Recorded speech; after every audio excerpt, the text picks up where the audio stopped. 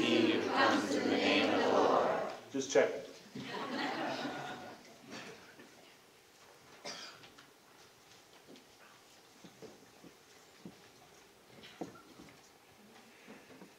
Once upon a time, there was a Coast Guard rescue vessel patrolling around a couple of deserted islands. And they saw a beacon on the beach and 3 huts along the side of the beach. And they thought, this must be shipwrecked people. So they anchored, they sent a boat in, and they found one guy in one of the huts. And he said, thank goodness you're here. I've been shipwrecked here for about 6 months. I'm so glad you rescued me. And the Coast Guard said, well, let's get the other people together. There's 3 huts, must be some more people, and let's get them. We'll get you on board, get you something to eat, and so forth. And the man said, well, I'm here alone. There is nobody else. And the crew of the Coast Guard cutter said, well, we see 3 huts. What are the huts for? And he said, well, one of the huts I built for me, that's where I live. And the other hut is where I go to church. And they said, oh, okay, but what's the 3rd hut for? He said, oh, that's where I used to go to church.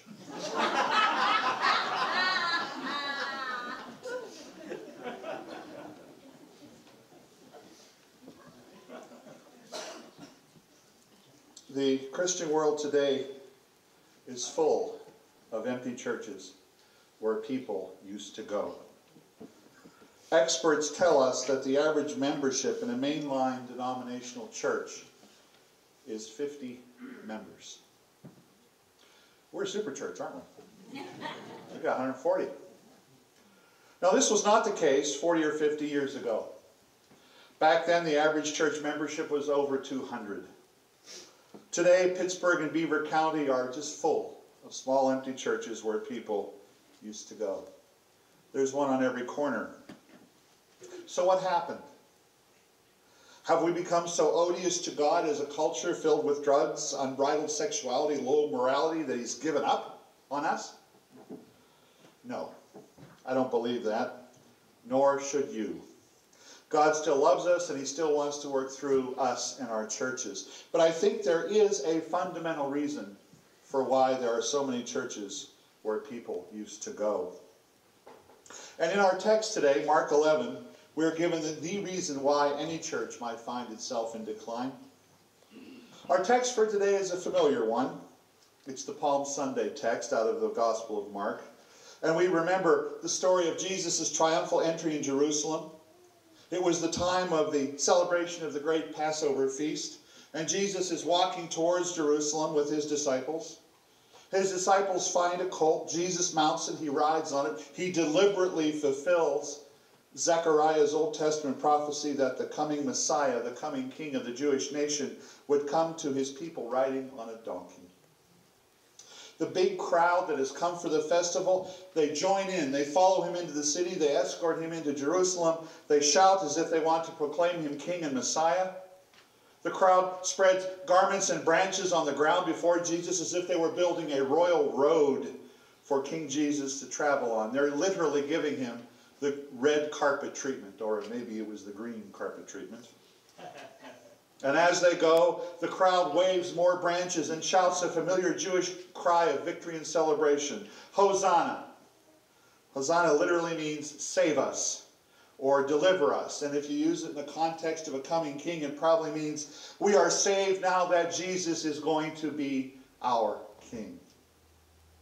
Eventually, Jesus enters Jerusalem. He enters the temple as a conquering king. But instead of being crowned king in the temple, Jesus, it's as if he becomes a little bit deranged. He enters the outer courtyard of the temple and makes a big fuss. He kicks everybody out and he wrecks the place. Jesus forcibly makes the merchants leave their tables, and he overturns the tables that were set up for the purpose of either selling animals for offerings during the festival or of exchanging one type of currency for another so that you could buy an animal to sacrifice at the festival. Then after he's done with that, he stands guard at the temple courtyard, refusing to let anyone pass who would carry anything. He will not allow any late arriving merchant to set up in the courtyard either. Jesus then says why he is doing all of this with the words, "My house is supposed to be a house of prayer, but you have made it a den of robbers." Because of these actions, you find two responses. The people are amazed and excited about Jesus, but the religious leaders begin to plot to kill him. That is the Palm Sunday story. But I wonder if we really understand what Mark tells us. Over the years, I have encountered several traditional interpretations of this story, most of which miss the main point. First of all, what exactly is Jesus doing when he enters the courtyard of the temple and turns over all those tables and stands guard over the courtyard? Jesus doesn't assault anyone. He may have pushed a few people out, but he does no physical harm to anyone. He clearly is angry, but he is in control. By turning over the tables, Jesus in effect is shutting down the entire operation of the temple. With no money changers or animals to sell, no one can go into the temple to give God an offering and then to engage in worship. By standing guard over the courtyard, Jesus makes certain that no one else can do anything in the temple either. In effect, what Jesus does here is to close the temple of God. In effect, Jesus makes it a church where people used to go. But why would Jesus do that? Here is the second thing that is often misunderstood about this account. Many think that the reason Jesus is angry is because the money changers were robbing people. That is, they were giving them an unfair exchange rate for currency or charging them too much for their sacrificial animals. So Jesus calls them a den of robbers. However, there is nothing here to suggest that the money changers were robbing anybody. The phrase, "you have made it a robber's den," is a quote from an Old Testament passage in Isaiah chapter 7. There, Jeremiah warns the people of Israel that God's judgment would be upon them, that their temple would be destroyed or shut down if they continued to disobey their covenant with God. Jeremiah says that the people of God have made their temple a den of robbers filled with false worshippers who have robbed God of his glory because they are breaking his covenant and they are worshiping other gods. So when Jesus identifies his generation of worshippers in the temple by the same phrase, "you're a den of robbers," he is saying, in effect, that they too are robbing God by disobeying his covenant. And the result is the same. God would shut down their temple because of it. And so that's what Jesus does. He shuts it down. He makes the temple an empty church where people used to go. And here's a third point that is sometimes missed. What was Jesus' reason for shutting down the temple? He gives it in Mark 11, verse 17. He says, "My house," speaking on behalf of God, "my house is supposed to be a house of prayer for all the nations." That's the real reason why Jesus shuts down the temple. The Jewish religious establishment of that day were preventing people from truly worshiping God in his temple. They were not being God's agents in the world to bring people to God.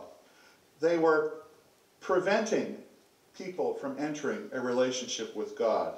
They were preventing the nations, another translation of that, the same word. They were preventing the Gentiles, those who didn't know God, from worshiping the living God in the temple. You see, a Gentile was not permitted to go into the temple proper without becoming a Jew. He could, however, come to the courtyard of the temple, which was right outside, where he could be taught and can learn of God and worship him there. But the Gentiles at that day couldn't even do this with all those money changers lying around, with all the noise from the talking and the clanging of coin going on, with all the noisy and very smelly animals there.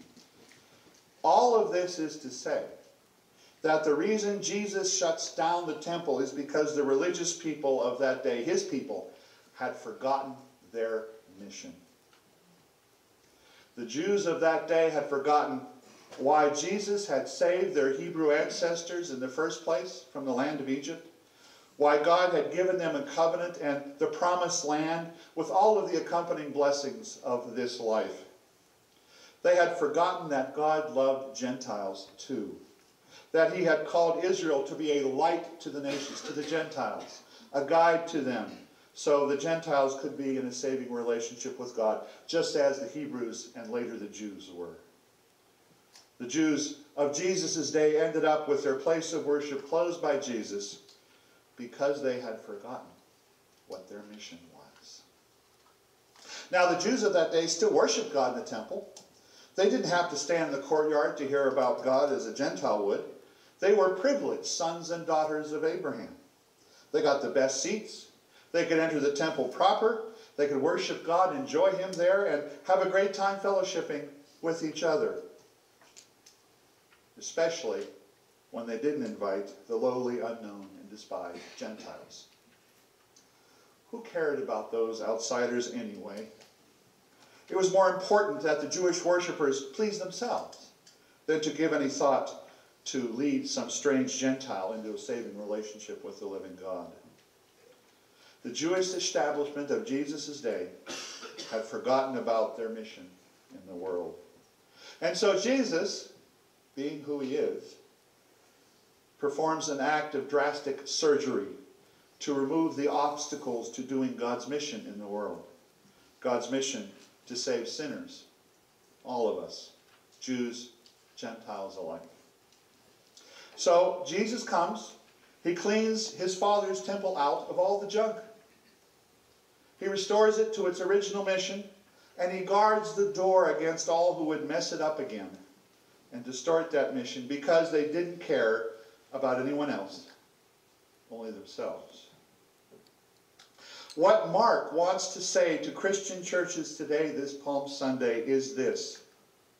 When Jesus came into his Father's temple in Jerusalem, he made the temple an empty church where people used to go because the people of God forgot what their mission was. Why are churches in the USA failing today? Have we forgotten our mission to the world? Are we too comfortable with our church life to think about sacrificing for others that we don't know? Is Jesus closing us all down so he can work with the few churches that do want to think of others and move ahead in mission? If you think about it, remember, back in the 50s and 60s, nobody spoke of mission. The word was unheard of. We didn't need to. People came to our churches because it was part of the cultural thing to do on a Sunday morning. Mission back then was simply welcoming the folks who came to church, introduce them to Jesus, become their friends, ask them to be members. Doing mission then was a lot more easily done than today. Back then we didn't forget our mission. We performed it well. I am an example of a mission working. Many of you are as well. Many of you are the ones that brought us up in the church in mission. And this church, in particular, did their mission well. Those of you who remember serving this church a generation, 2 generations ago, well done. Well done. We today wouldn't be here without what you did. But since then, our culture has changed many times over. The church has become no longer the social center of the community. Stores are now open on Sundays. People have to work on Sundays. Our old friends and family members grew up and moved away, and new families moved in. New people, people we don't know, younger families who don't think like we do and don't have the needs that we have. Younger families who are different than us. With our world the way it is now, mission can no longer be simply waiting for folks to come in so we can welcome them. We must go outside of these walls, and we got a sign on our stop sign at the bottom of the hill telling us we are now entering the mission field. Amen. We must go outside of these walls to do mission. We need new strategies to meet people where they are, not where we are. Mission is not about us having a good time here. It's about those out there we haven't even met yet. Fellowship is about us, and that we need to do also, and we do it well. But mission, by its very nature, sends us out to meet those we don't know. Mission is no longer just about coming to church on Sunday. Mission is about coming to church, being filled with God's presence, his healing, his forgiveness, and his word, and then going out there to tell others what they can find in here. If you will, our mission field consists of all those Gentiles who are outside in the courtyard of our temple, but they can't get in because we got stuff in the way. Our apathy to someone else's needs, our refusal to leave our comfort zones, our fears of change as we think about bringing new folks in here, these are our money-changing tables. These get in the way. And Jesus calls us this day to clean up what's in the way. So we need to get out of this most magnificent temple that we have here, this sanctuary, and clear away all the junk that is in our courtyard so that new folks we as of yet do not know can find God here. I am so proud this past 5 months to be the pastor of the Concord Presbyterian Church, because you know how to do mission. This is the most friendly and welcoming congregation I have ever seen or served. You know how to do mission. You've done it before. But it's time where we can do so much more. We need to totally mobilize that loving and friendly natures all of you have and take it out there. The first big step is getting us to realize that we cannot do new mission with our old tools, with our old ways of doing things. Now these old tools, they're great tools. They work fine for most of us who are here today. We would not be here without them. We still need those tools. But the new folks we want to touch with the love of Jesus, the families, the seniors, the singles, the youth, the kids we haven't yet met, these are the ones that we need to begin to think missionally about. We need new tools for them. They are the ones we need to plan for. These are the ones we need to move the money-changing tables for. And doing this form of mission, it's not that hard. You all know how to do this. I know you do. I've experienced it. It's about making friends. Making friends that can be a part of our lives. Not just people we meet here on Sundays, but people we see all the time. People we have over. People's kids that play with our kids. Making friends that can be a part of our lives. A friendship that will make it so easy for you to invite someone to something we do here.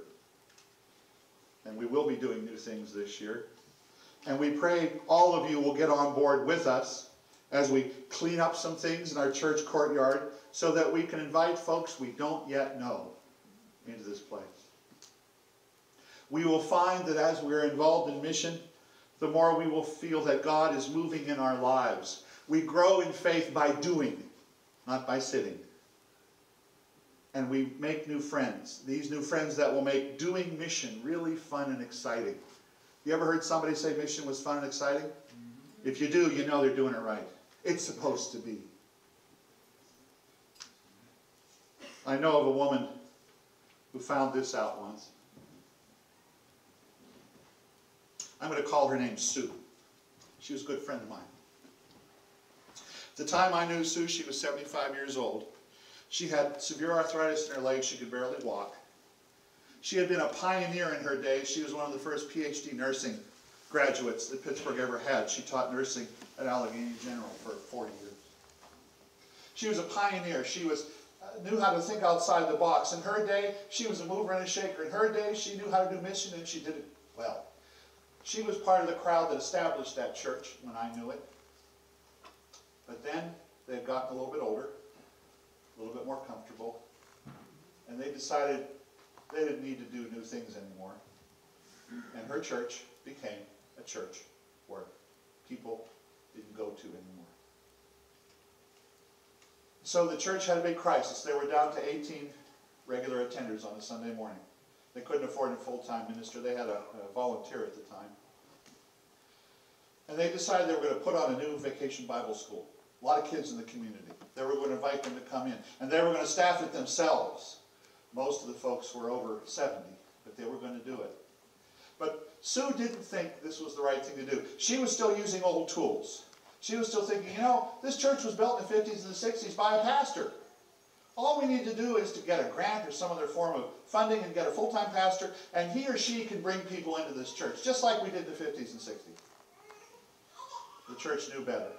They've been trying that for the last 40 years and it wasn't bringing any results. So they decided to reach out to their community. And to their surprise, the person who was dead set against it most, Sue, showed up to the planning meeting for this Vacation Bibles. And Sue went and volunteered to do the toddlers. People were aghast. Sue, there's 12 steps down to the basement. You can't get down there. That's where the toddlers are going to be. There's going to be 10 or 15. It's our biggest group, and we have no one else to volunteer. You'll never make it. And if so-and-so brings her 2 special needs kids, it's going to be a disaster. Audrey says, well, I don't think this whole VBS thing's going to work. But you know what? You guys voted on it. I'm going to try it. So Sue went down. And for a couple of days, the rest of the church thought that this was a disaster for Sue. They saw her struggling down the steps. They saw her sitting. They knew the room was very noisy. And after 3 days, they asked, Sue, do you want a break? Do you need some help? She said, not at all. It was fun. She said, I had met a grandma the first day. The grandma wanted to help with the other kids. The grandma had a much louder voice than me and knew how to keep the kids in line. We became fast friends. She wants to join the church next week. She wants to rededicate her life to Jesus. She wants to bring her children and grandchildren into this church. Amen. Audrey found that doing mission was not burdensome. And believe me, Sue, I mean to say, found, I'm giving up the name, aren't I? Sue found that doing mission was a lot of fun. Even though she was 75 years old and even though she struggled up and down those steps. And at the end of the day, she had brought a few new families into the church. That church had decided not to be a place where people used to go.